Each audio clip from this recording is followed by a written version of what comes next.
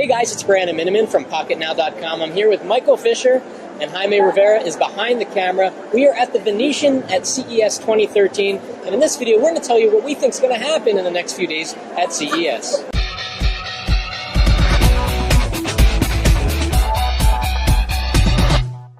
So this year is going to be all about Sony. Sony has yet to make a big inroad in the Android space.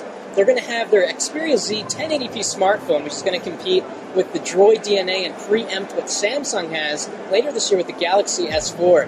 It's all about Sony this year. They use the event here at CES to really announce their big product. It's going to be the Xperia Z. It's going to be awesome. And it's not, the 1080p is not going to be confined to Sony. I think this is going to be the year of 1080p. I don't think it's any big secret. And I think we're going to see a big push from several manufacturers to do that. Now, there are some fringe players around who have been consistently trying to make a bigger footprint for themselves, like Huawei. Right. And we're going to see, what is it, the Ascend D1 from the... It's still no name to me. Right, yeah. Maybe this year that'll change and we'll think of them as like a household, that's... Right, depending on what they do in the U.S. market, and that's going to affect how we report on it. But from a worldwide standpoint, we're going to see Android devices from them, as well as new Windows Phone 8 devices that are doing the what became very popular in 2012, which is the colored casings, including cyan and a form of magenta. And it's no doubt going to be very musical. And it's really fascinating to see how tablets have evolved over the years at CES. Just a couple years ago, we were seeing really crappy Android tablets. Now the Nexus 7 is out, which has blown everything away. We might see some new tablets from Asus, maybe something to compete with the Nexus 7 that's not necessarily called a Nexus device. We're going to see a ton of Windows 8 tablets, Windows RT, hopefully some Windows 8 Pro, as manufacturers try to claw onto an operating system that isn't being very well received, but they need a strategy to have tablets, and they're going to use Windows 8 because Android tablets are still fledgling.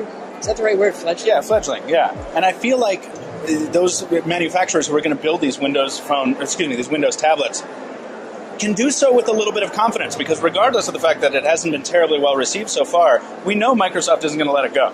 Yeah. Microsoft is going to push this as hard as they possibly can. It's a matter of survival for Microsoft. Exactly. They're going to put all their resources behind it, like they're doing with Windows Phone. Mm-hmm. But so we're going to see a lot of them, and some of them are going to be poor, and some of them are going to be great.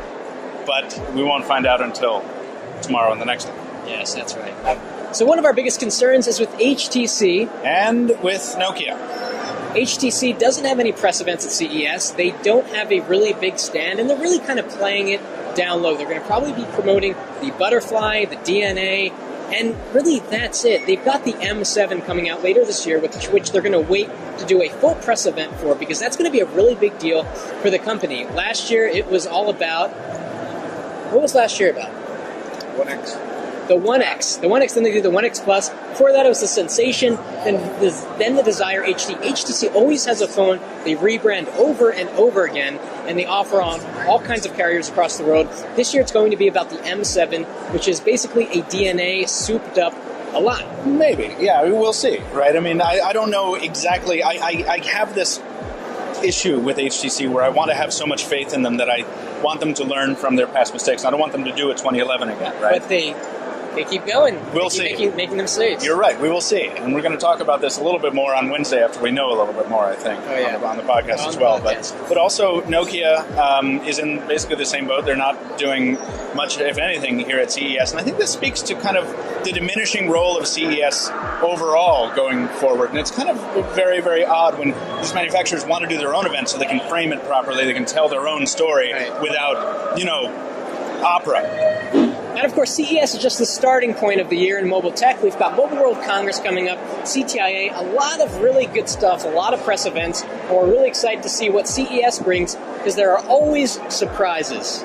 That there are. And if you don't want to miss any of those surprises, you should follow us on Twitter. Pocket Now tweets to make sure you get all of your CES news in a timely fashion. I am at Captain Two Phones. Brandon is at Brandon Miniman. Jaime behind the camera is at Jaime_Rivera. And, of course, make sure you subscribe to our YouTube channel, where you'll see the videos a little bit sooner than you'll see it on Pocket Now and on the Pocket Now Twitter account. And as usual, follow us on Facebook and Google+.